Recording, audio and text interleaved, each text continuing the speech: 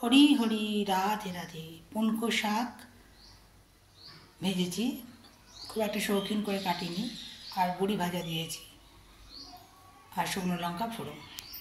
আর এই যে দেখছেন মুগ ডাল পাঁচমিশালি সবজি দিয়ে ফোড়ঙে শুকনো লঙ্কা, গোটা জিরে, তেজপাতা আর শেষে ঘি দিয়ে দিয়েছি।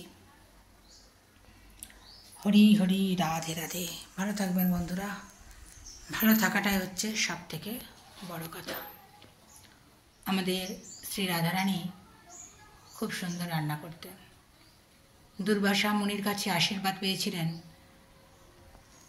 যে বা যিনি শ্রী রাধারানীর হাতে রান্না খাবে বা খাবেন তিনি দীর্ঘায়ু হবে বা হবেন। সে কারণে যশোদা মা তাঁর লালার জন্য শ্রী রাধারানীকে আমন্ত্রণ জানাতেন বর্ষানা থেকে,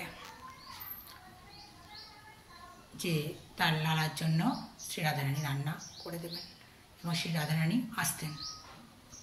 কী সুন্দর কথা না? এই কথাগুলো শুনলে মন ভরে যায়। এই যে শ্রী রাধারানী নাইতে যেতেন সখীদের নিয়ে, কি অপূর্ব দৃশ্য। চোখ বন্ধ করলেই দেখবেন সখীদের নিয়ে তিনি নাইতে যাচ্ছেন, মানে স্নান করতে যাচ্ছেন। অপূর্ব।